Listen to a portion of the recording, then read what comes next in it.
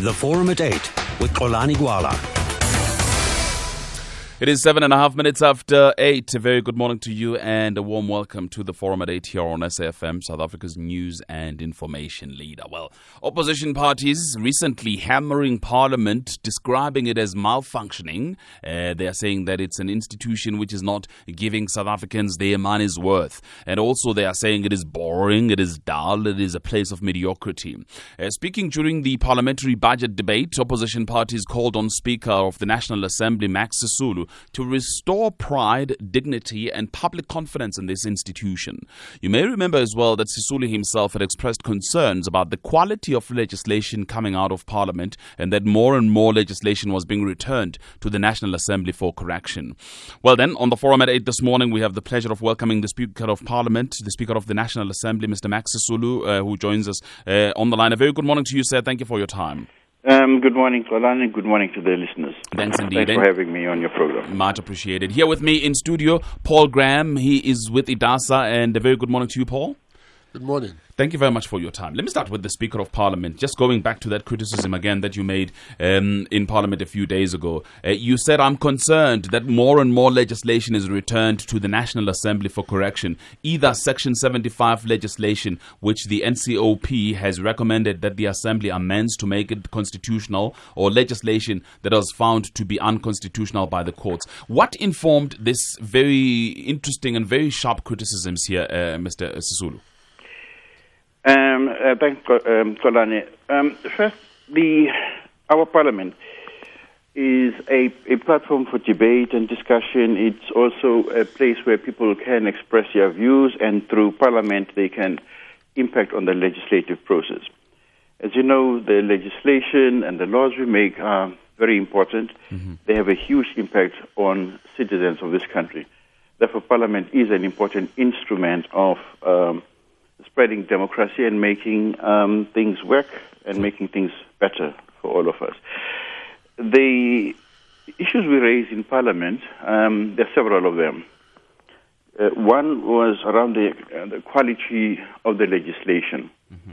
And we have had cases in the past where legislation was sent to us from the other house, NCOP, because it was found to be deficient. We've also had cases where the courts have from time to time sent back legislation to Parliament for correction. So this speaks about two things. One of them is the constitutionality of some of the laws that we pass, and the other one is about the quality of the laws. In terms of the constitutionality of the laws, our starting point is that we are a constitutional state, and therefore all the laws we pass, the laws we make, must be constitutional. Can't be otherwise. The other part about the quality of the legislation also speaks to the need to improve the quality of support to members in terms of either content advisors, legal advisors.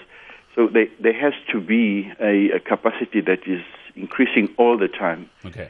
To support members, because the laws are becoming more and more technical, and therefore we have to have a professional, as it were, a support system, but also individual members of Parliament must also be capacitated through training programs. Okay. So in other words, you're saying that part of the reason then why you end up with the situation where laws are sent back to you is because of the capacity of the members that are supposed to pass this legislation? Yes, that's just one reason. And also the other reason, of course, is that no parliament in the world will ever have enough resources for everything. What we need to do is to do things differently. We need to do more with less resources. We also said in the debate that there are other resources out there that we can make use of. These are universities, these are research institutions, academia, civil society, and this can be used by us at no extra cost to the taxpayer. What we need to do is to do things differently and better. Sure. But other people, Mr. Sisulu here, are suggesting that this is a symptom of a bigger problem. And the problem being mediocrity has set in Parliament. They're talking, for instance, if you make reference to the very important issue that you've pointed out, it's not so much about resources, it's about lazy MPs who are not willing to move out of their comfort zone, then go to these institutions that you're talking about so that they get the capacity that is necessary. Well, absolutely.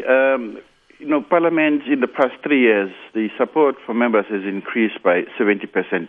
Not enough. No parliament in the world will say we can't do with more resources. But what I'm saying, we can do more with less. So it talks about, the capacity of individual members, the institutional capacity.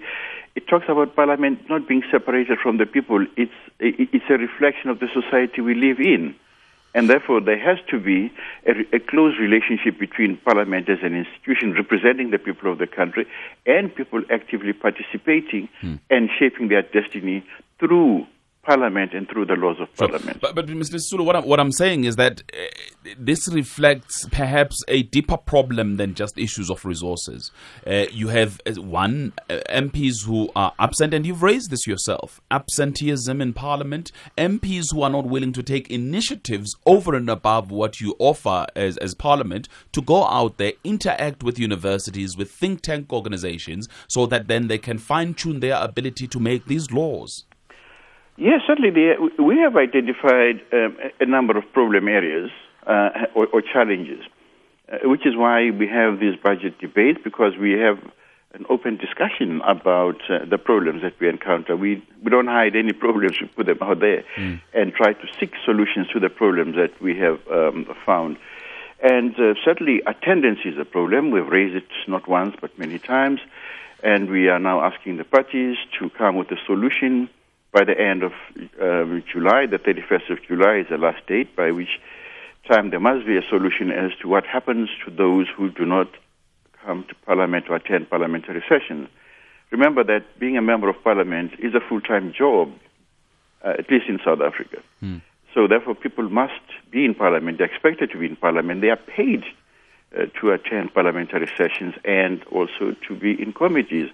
Otherwise, we don't co-rate, and therefore we can't, do our work. Sure. So that's a major problem. Are you saying there's no well-defined recourse? I mean, if I don't come to work, I'll get fired. What happens to MPs who don't come to work? Well, the parties need to finalize this. What happens to MPs who don't come to work is that they continue not coming to work. That's just the problem that we're faced with. And therefore, we need to make sure that there are consequences for non-attendance. But it is a party political matter. It's not the responsibility of the presiding officers, which is why parties are responsible for their members.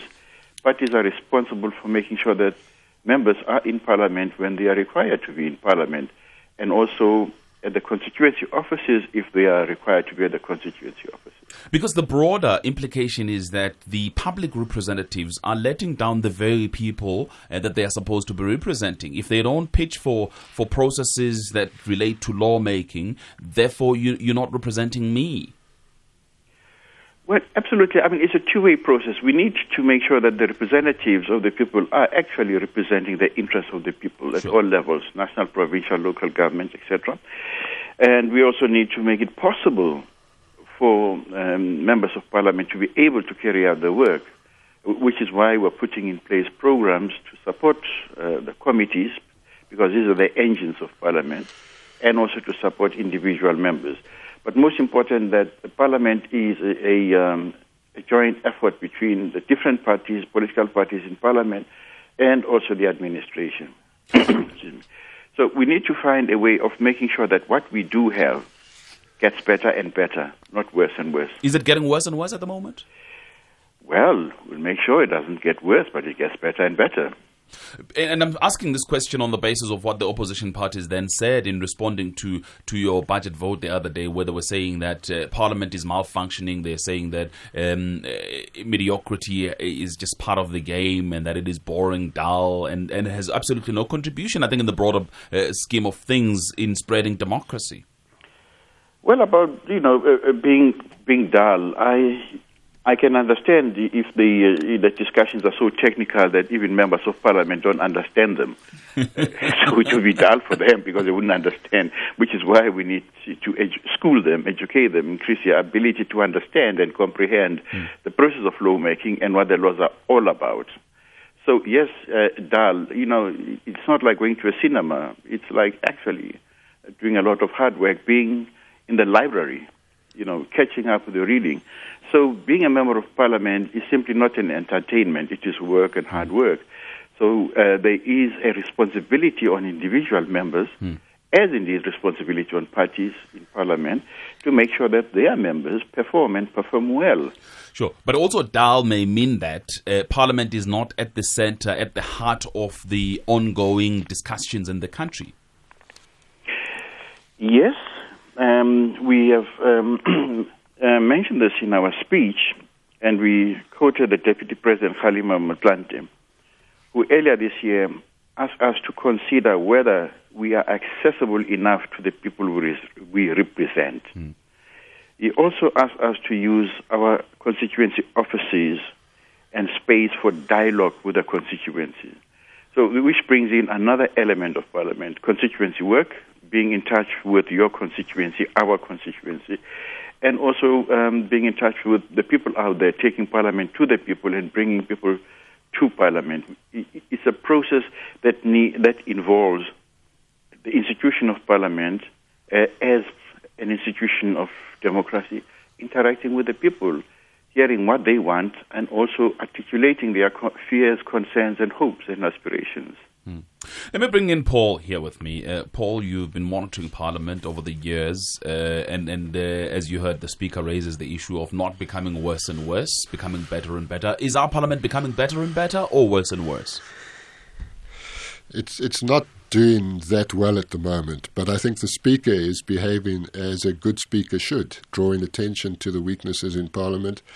And one should not underestimate the difficulty that Parliament has in the South African situation, where there's a very strong executive. And there's quite a separation between the executive based in Pretoria and the Parliament based in Cape Town. One of the issues that the Speaker raises is the questions to the executive. If you're a member of Parliament, you want to see the executive, you want to be able to ask them questions, and if they are remiss or not taking that seriously, then the heat drops out of the debate. The other thing is that you have one party which is very dominant. This is what the voters want, but the reality is that then it's quite easy for a number of the members of Parliament to think that it's more important to be doing party business outside of Parliament, or more important to just be a praise singer rather than in the heat of debate, because after all you can vote and win. You're raising a number of issues. I want to go back to the issue of the strong executive. Why is the executive strong? Explain that to me. Isn't the executive supposed to be exactly the same level as Parliament and as the judiciary, as the arms of government?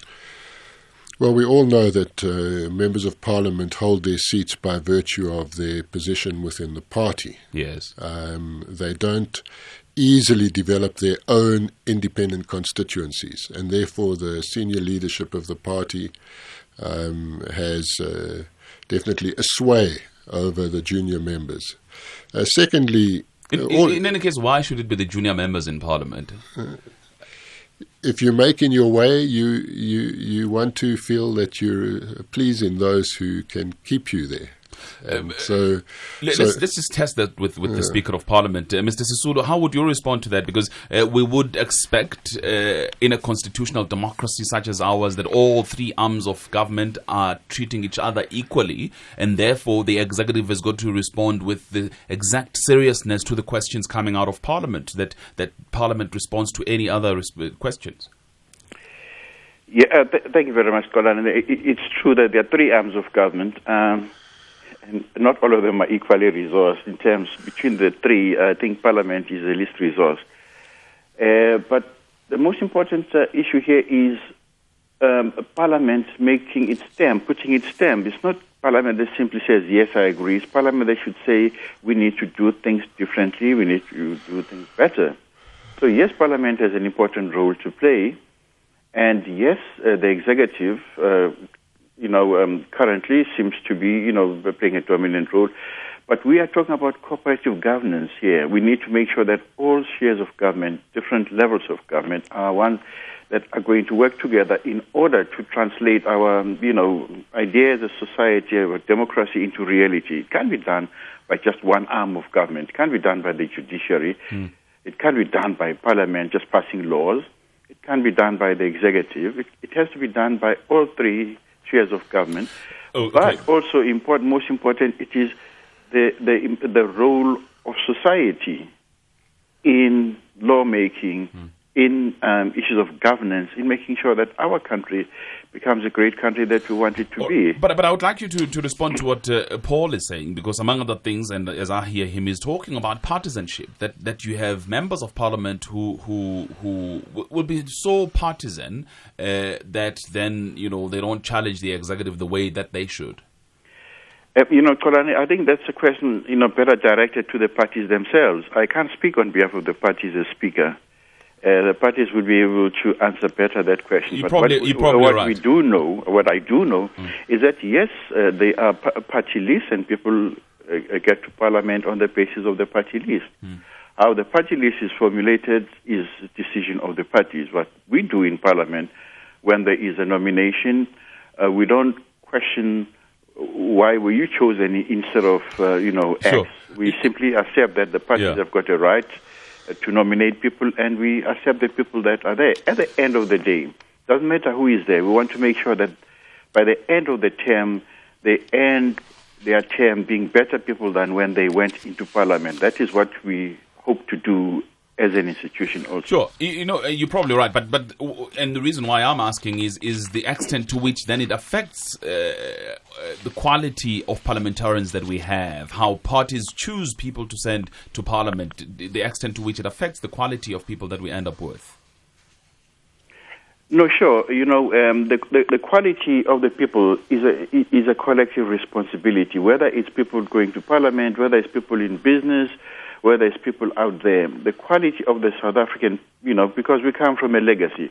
We don't come from Mars. We come from the past, which is an apartheid past, which did not, put any effort in improving the quality of education for the black people.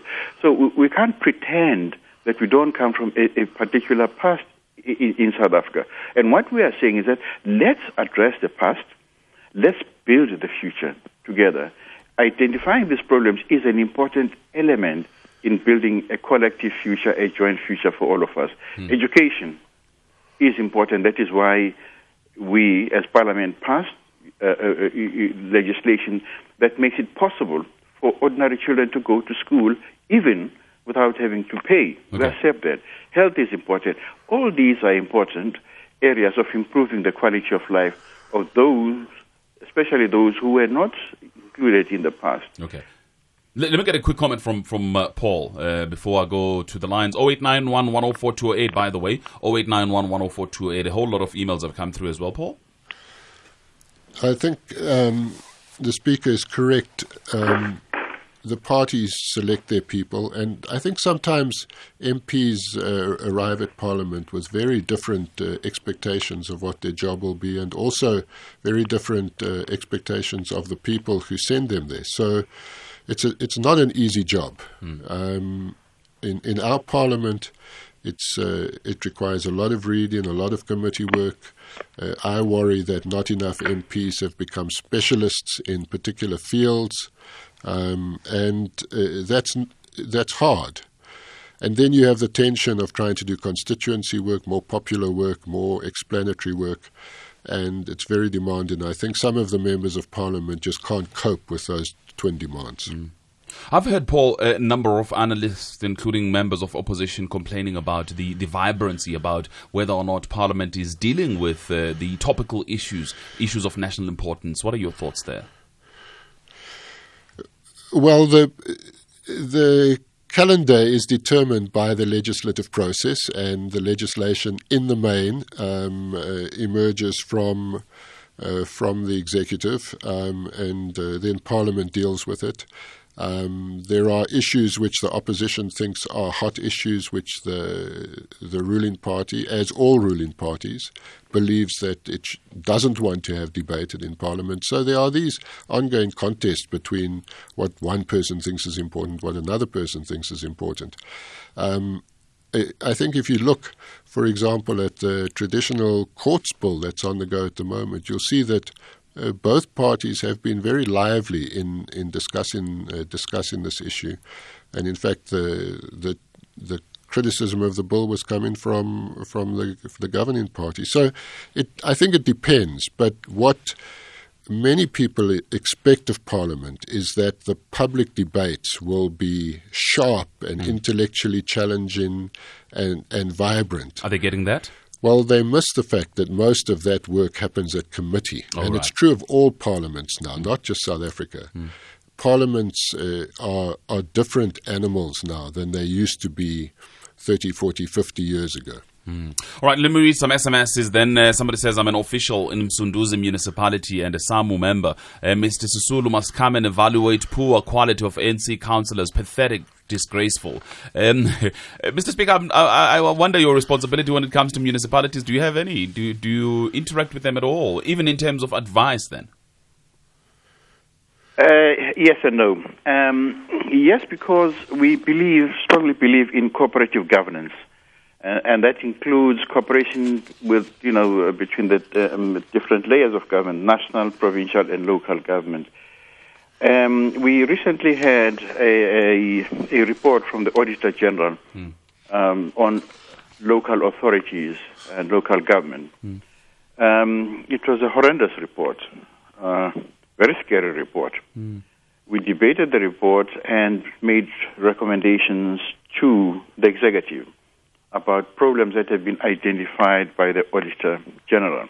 So yes, we serve as a platform. We have a structure called the Speakers Forum that brings together the speakers from national government and the provinces and sometimes local authorities. Yes, we work together because it's in our interest that the local authorities function and function well. All right, it's 29.5 after 8. Let me do this. Let me take updates and come back and take more of your SMSs on 34701 and your calls on 0891 104 208. What would you like to know then? Remember, we're chatting, of course, to the Speaker of the National Assembly, Mr. Max Sisulu, also here with me in studio, Mr. Paul Graham. He's with IDASA. What are your thoughts? 0891 104 208. Send me emails, gwala@sabc.co.za. Already a couple of them through here, and we'll be reading all of those. The Forum at 8 with Xolani Gwala. Thank you very much, Ike. A couple of SMSs here. Somebody says, I'm Tulani from Etembisa. The parliamentarians must lead by example. Stop sleeping and absent when they are supposed to answer questions and suggestions. Lauren says, stop hiding behind apartheid. Force MPs to do their jobs or kick them out. I'm paying for them to mess around. TC says, about time we ditch prop system. We just have ANC voting folders without question. No accountability except to the ANC, even voting for legislation not read. David Mtunzi in Mahikeng says the capability of our parliament, or lack thereof, is reflected in the way people's lives in general are affected. We only see Winnie when the president opens parliament and then she gets involved in youth league politics. Can Mr. Sisulu explain to us allocation of time given in parliament to a specific party for discussion? That's an SMS from Yanuj. I'm going to ask the speaker to explain this. If members fail to attend, parties must take responsibility. Remove those who fail to attend. MK Sibutoma. Utilizing universities will certainly include patriotism, and I say go for it. Use that space, Honourable Speaker. That's Joe in Bramley. Parliament is okay, Mr. Sisulu, sir. Non-attendance by MPs. Why should it be left to parties or chief whips to deal with? How is the Speaker of Parliament going to get involved? That's Linda. MPs aren't held responsible by constituencies because of the way they are elected. We must change the electoral system to direct representation. That's according to Al. Let me take a call or two, read an email or two as well, and then get responses from my guest. Dennis Bloem in Cape Town, a member of parliament. Good morning to you, Mr. Bloem. Good morning, Xolani, and good morning to the Speaker. Nice hearing from you. Thank you very much for having me. Speaker, firstly, I want to say that I am one person who will always respect you for your openness and frankness. I will always respect you. But you see, Xolani, the problem is that the turnover of members of parliament, each and every 5 years, there's new members coming in to parliament. That's a serious problem. We are dealing with very important things. You know, it's not an easy thing to understand and read a bill. Now, if you are having each and every 5 years new members, you see the committees, bills and laws are starting in committees. Now, if you are having new members each and every 5 years, it takes time. You know, I can tell you now, Xolani, that some of the members who is here for 10 years don't. It's not easy for you to say this person understands what is a bill, what is an act, how to read that act, how to. Now, that is the problem that Parliament is sitting with. Gee, Dennis Bloem, I thank you very much for calling COPE MP. Paul, before I go to the Speaker, you wanted to talk about this issue of turnover as well and how it affects the quality of the Member of Parliament that we're ending up with. Yes, there's two things about turnover. The first is just what Dennis Bloem is talking about, the change in personnel from election to election and indeed between elections. The other is the extent to which people who shine as committee chairs, who demonstrate the ability to manage the legislation, a number of them have ended up in the cabinet, ministers, deputy ministers.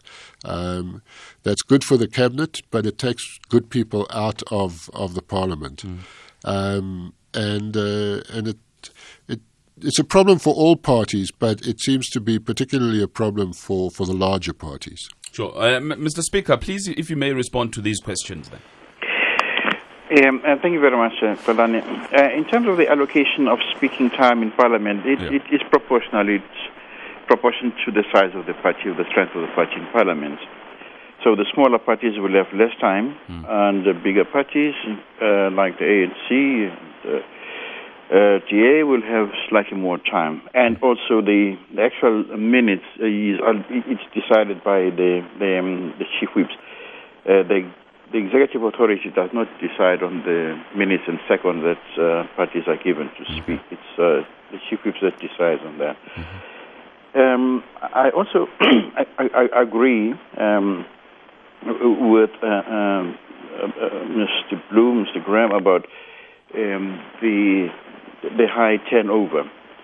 But again, it's not something that we can do much about, at least from the executive, from Parliament. We accept what is sent to Parliament. But like I said, we want to make sure that whoever comes to Parliament, at the end of the day, would be an asset to the country, not just to Parliament. Would be happy to receive people who are well trained from outside Parliament, but most of those would go to the private sector, unfortunately. But that's also a very interesting, sorry to interrupt you, because that's an interesting one, whether or not Parliament is able to attract the kind of skill that's to be found in the private sector, even in terms of salaries. Can Parliament match what the private sector is paying? No. The simple answer is no. It is possible to find a solution to that problem if there is cooperation between the private sector and the public sector, like seconding people to do certain things in Parliament or in the municipalities. There is no reason whatsoever stopping the private sector or the institutions seconding people to local authorities. Local government authorities have municipalities that are run by people who don't know much about finance. And it should make sense to second people from the private sector, from wherever, to go and support them. It makes sense to send engineers to the local authorities. part of the problems is because people are not engineers. Some of the problems are simple problems of the pressure, water pressure. So it has to be a national project to say, let's rotate people around. Where there is a problem, let's deal with the problem. If there's a problem in Parliament, then let's make sure that resources are made available to deal with those problems. Or if it's an issue of personnel, let's agree to release them. Sure. But let me move on to some of the issues that have been raised. Yeah. One of them would be a high turnover. It's also important to have maybe a program around public education about what Parliament is all about. Not too many people know what Parliament is all about. They only know about Parliament when there are problems.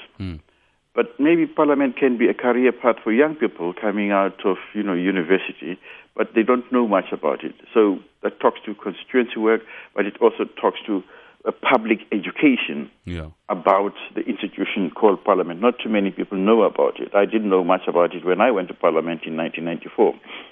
Because to be honest with you, I don't know what you mean when you say it can be a career pathing for somebody. In other words, are you saying coming out of university to go and do research for parliamentarians? Oh yes, there are so many opportunities. There are over a couple of thousand people working in Parliament. So yes, there are many opportunities, and yes, people coming out of universities can find a career path in Parliament. The issue of people who don't attend Parliament, I think we've decided wisely that the parties must take action on that issue. I think I've dealt with the allocation of time and public education. All right. There was an SMS here from Bonagele who wanted to know how do ordinary citizens participate? I think that's an important question.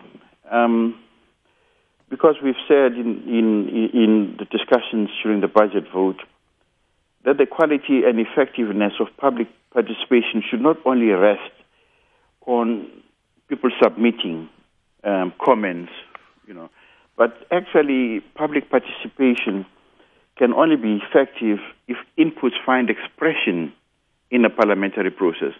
If people think that, what does it matter whether I say this or don't say it, it doesn't find expression in the process of making laws, then of course people will sit back. But what we want to do is to make sure that the concerns of people find actual expression in the laws and in improving their lives. People must have a bigger say over their lives and the outcome of their contribution. All right. Paul, let me bring you in on that one because there's been complaints in the past that we get called to Parliament in one form or the other for public submissions, but actually those submissions are never taken into account when the final legislation comes through. I'm talking here about a number of controversial pieces of legislation in the past, in the recent past even, including the State Information Bill and so on. Look, once people actually submit information to Parliament, submit proposals to Parliament, it is the job and responsibility of public representatives to weigh that information and to calculate how to absorb the interests of the public at large into legislation or into policy. It's not an easy task.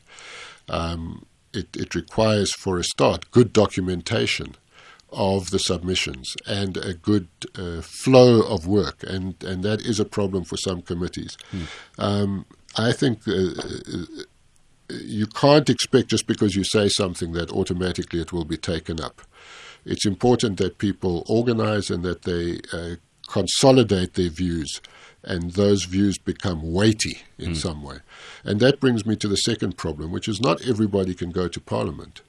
And so the MPs have to work out a way to bring the debates to people at a constituency level. And that has never really worked well, even since the first Parliament. And it's certainly not working well now. And the voices of people need to be brought into Parliament, not just on their own terms, but by the MPs themselves. Okay. In fact, it's 15 minutes before 9. The Forum at 8 with Xolani Gwala. All right, let's take Sig in Randburg. Hello, Sig. Good morning. Thank you very much, Kolani. I think this is incredibly important because we've got a new election coming up very, very soon. Everybody's building up towards it in Mangaung and places. And what's going to happen is that we're going to have another repetition of what I regard as a party tyranny, as a single-party state tyranny. We cannot repeat this. There's a handful of people sitting in Luthuli House who dictate everything that goes on in this country, and that is the reason. The fact that they nominate people instead of having our members of parliament elected, or some of them at least elected, properly elected, as was agreed in CODESA. I understood, and I want please for Mr. Graham to confirm that CODESA agreed, our constitutional talks that arrived at this wonderful constitution agreed that we should revise the electoral system that is still in place because of its tyrannical implications. And this was done to a degree. It was reviewed by the Van Zyl-Slabbert Commission, which was shoved one side and ignored so that the dictators could carry on being tyrants. And we don't want that. And the reason for Parliament being inefficient and being rubbished even by the Speaker himself, the reason for that horrible Parliament is that they are incompetent. They are not real parliamentarians. They weren't elected by constituencies of voters, but they were nominated and appointed and will be fired by the party bosses if they don't do the job. And the job they're doing is to violate the Constitution with passing secrecy legislation and firing the scorpions. Thanks so much. All right, Sig in Randburg, thank you. Anthony in the West Rand, good morning to you. Good morning. Hi. I'd like to refer to the comment. It makes sense for the local municipalities to make use of local talent. Can I refer, Mr. Graham and the others, to a Pietermaritzburg 2000 program in 1986, when the mayor then asked the private sector over 4 million rands worth of all the top expertise in Pietermaritzburg put forward a cogent plan for the whole the program, but of course it relied on central government to fund it. But the principle was there that people are willing to help government if they're given the right context. Thanks very much. All right, Anthony, thank you very mumuch in the West Rand. Sianda Gwatuguza, good morning. Good morning. Hi, welcome. Generally, in South Africa, in the body politics, there's a decline of leadership, which has been experienced all across all political parties. Secondly, I was involved in the Congress of the People. What we discovered is that money that is supposed to be doing constituent work has been used as loans to staff members. I think that needs an investigation on its own. Lastly, I think it's very important that all political parties select quality leaders. You see, I know that there's a member of parliament who was elected because she was banning Impepo during Jacob Zuma's trials, and that person was awarded with a seat in parliament. It definitely we're going to have a decline in leadership. Thanks very much. All right, that's Sianda Gwatuguza. Edwin in George, hello.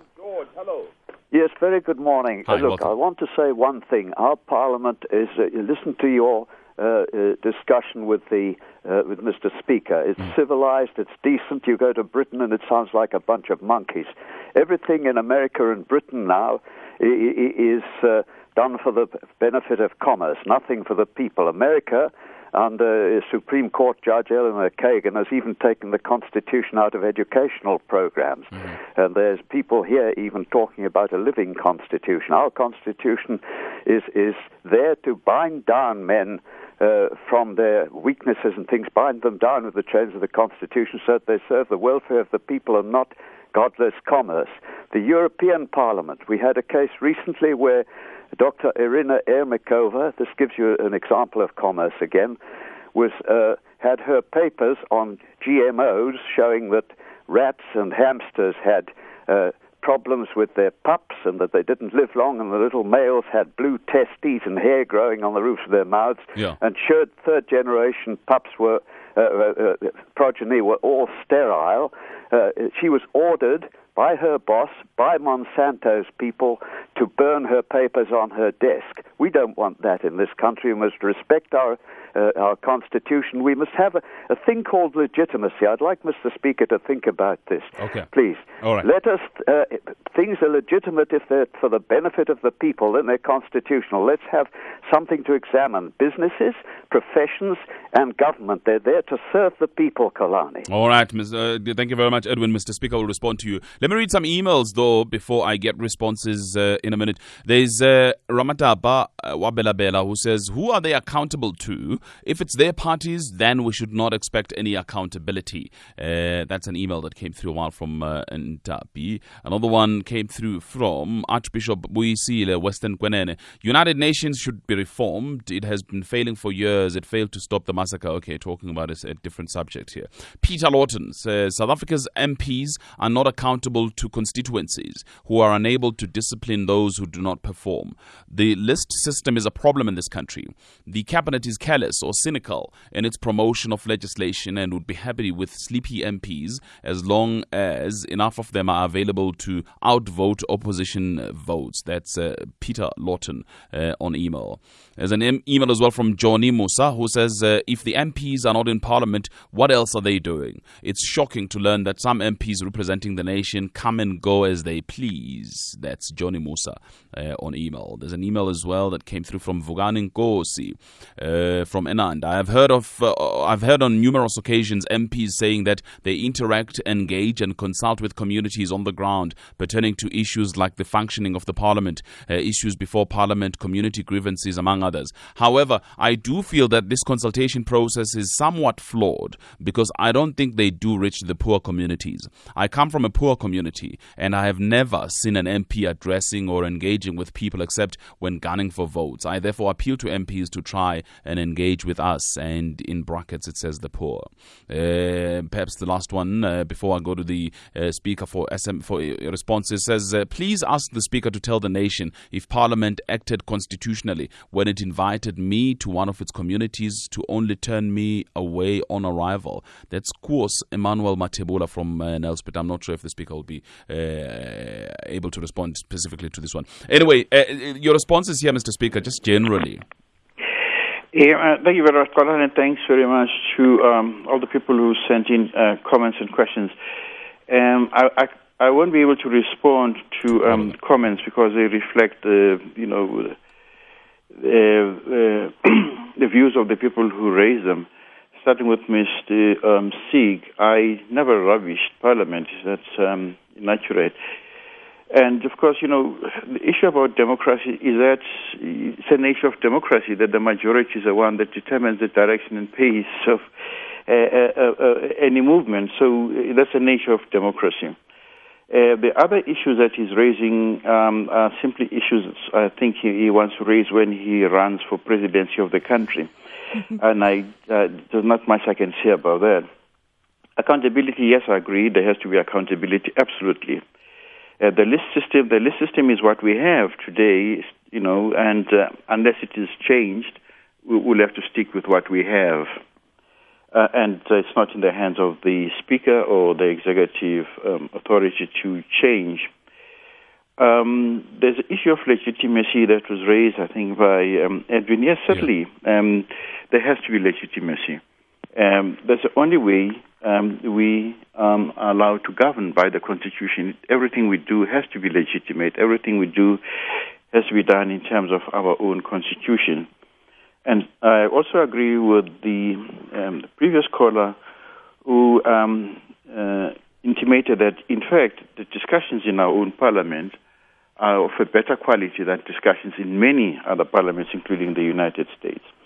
So you might not sleep in the Parliament in some of these countries because they are not there themselves. They only show the person who's speaking. They never show the hall.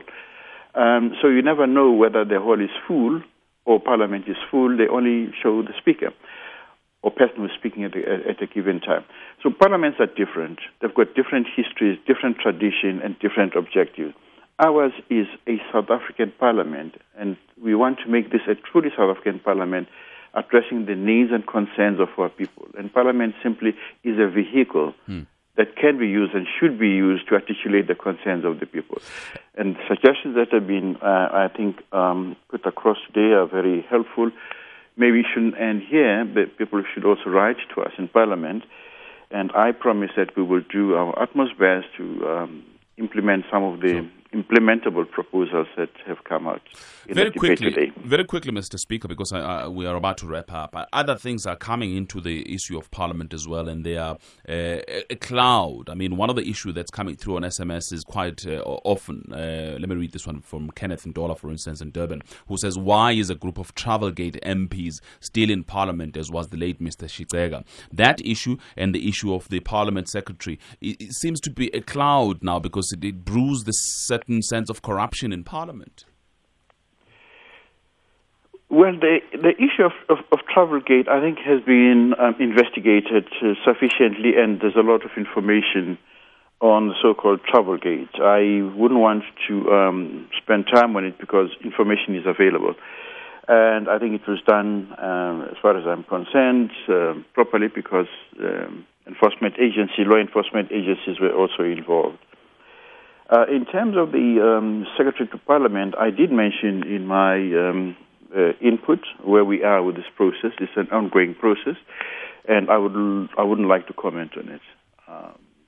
It's before the POA, the Parliamentary Oversight Authority, and I am not involved in it myself. All right.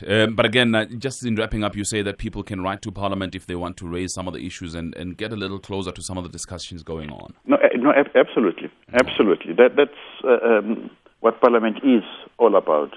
It's about people writing to Parliament, coming to Parliament. It's about Parliament going to the people. And I take the point about, constituency offices and constituency work. We need to take that more seriously than we have done in the past. Sure. Mr. Graham, just if you were to give an advice and final word. Everything we do has to deal with the quality, constitutionality, and developmental impact of legislation.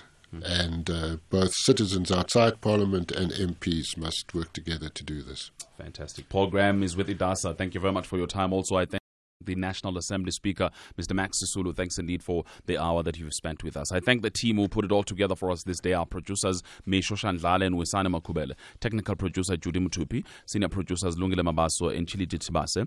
Forum at 8 producer, Jake Mukoma. Chief producer, Aubrey, Budzi Lukoto. Executive producers, Aubrey Sechie and Busi Chan. I'm back again on Monday then for you here on SAFM. Time now for Morning Talk. I wish you a fantastic weekend. I wish you a fantastic weekend. I wish you a fantastic weekend. I wish you a fantastic weekend. I wish you a fantastic weekend. I wish you a fantastic